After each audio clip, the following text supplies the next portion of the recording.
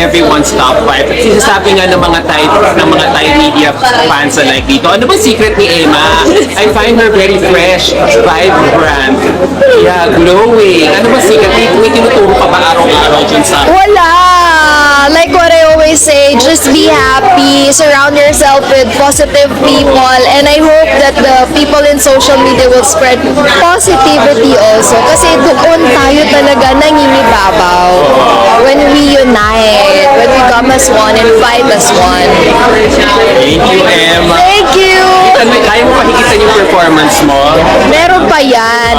Sabi nga, di ba, every day you should be the better version of yourself so that the next day, that's another better version of yourself. Another quote from the one and only Miss Emma Tiglao. Maraming salamat. Thank you, thank you, thank you. Good morning. I'll see you later.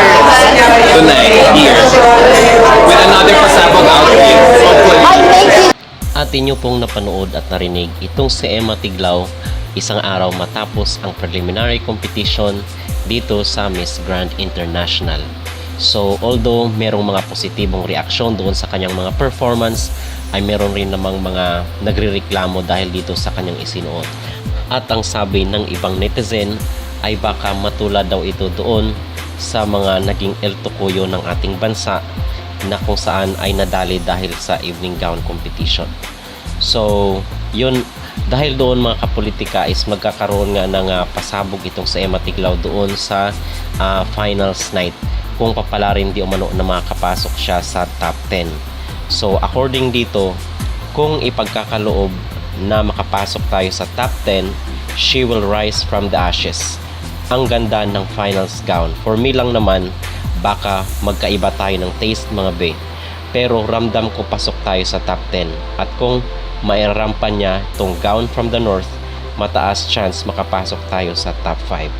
So yun po ang post dito dahil ito di umanong gown base doon sa comment ng ating mga netizen, mga kapolitika, ay hindi di umano ito choice ni Emma Tiglao. So hindi natin alam kung kaninong choice yung gown ni Emma Tiglao, pero base doon sa comment ng ating netizen sa ating mga naunang video ay choice di umano ng organization na ipasuot yung pulang gown kay Emma Tiglao para maobserbahan siya doon sa kanyang pagrampa kagabi sa preliminary competition.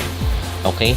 So, whatever happens mga kapolitika, we believe na wala namang dapat ng patunayan itong si Emma Tiglao. Kung papasok nila itong ating representative, well, nasa kanila na po yan. Kung ilalaglag nila, for sure ito ay malaking kawalan sa Miss Grand International at baka manumbalik yung distrust, yung disgusto ng mga Pinoy dito kay Nawat dahil ilang beses na yung pinangakuan ng corona dito sa kanyang competition. Okay?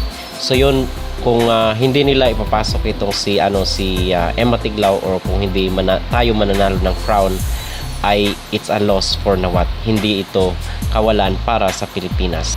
So ngayong araw October 16 at bukas ay October 17, dalawang araw po yung rehearsal nila dito sa Miss Grand International Coliseum, and then sa 18 yung finals. So dalawang araw yung rehearsal sila mga kapolitika, kung kaya walang update ngayong araw dito sa mga ganap ng Miss Grand International candidates. So nasa loob lang sila ng venue.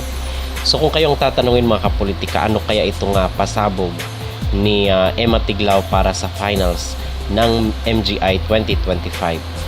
Mag-comment sa ibaba at huwag kalimutang mag-like at mag-subscribe kayo dito sa ating YouTube channel para updated kayo sa ating mga latest issue. Our preliminary competition, 3 more days to go. It will be our coronation night, and we still have a chance to be on the top spot. Just click that QR code and vote for Philippines.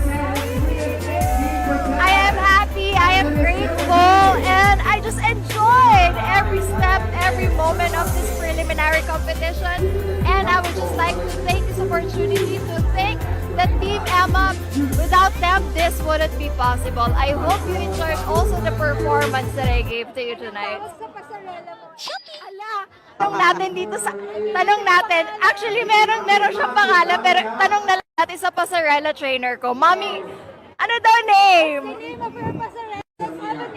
It's Amazona Walk. Because Amazona is a warrior. We are a fighter. Pala tayo. Emma, ginaya ko yung pasarela mo, tinawag ako. Ay! Iba!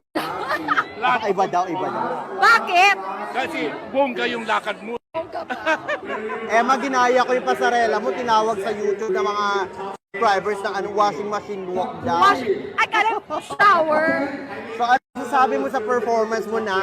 Happy, sobrang happy ako, and I hope I made the Filipinos proud and all the international fans out there. Wow, ang ganda-ganda mo, nakakaloka ka. Thank you. Sabi ko nga, grabe talaga yung spin mo, panalong-panalo. Inaral mo ba yon? Alin yan? Gano'n mo katagal inaral yung spin? Anong spin yan? Yung paikot-ikot, yung umikot-ikot. I think nag-enjoy lang ako sa kanta. Both songs are really, really powerful, and I would just like to congratulate the MGI, Miss Grand International Organization, Grand Production indeed. Wow. Oh, my gown, it is designed by Rao of Black Luzon, and it is inspired by Thailand. As you can see, it's like a temple thing. So we are bringing Thailand and the Philippines in one. And for the color, I think it represents fire, diba? Because we are the fire. Emma, ang daming comments, ang ganda daw ng hair mo. Thank you! O, di ba? Kami Heart Zapra. Magpapasabog ka ba sa sa finals? Let's see! So, panibagong gown na naman, syempre, di ba? Tingnan natin. O, di ba? So, ano pa mga abangan namin kay Emma? Marami pa po. Pero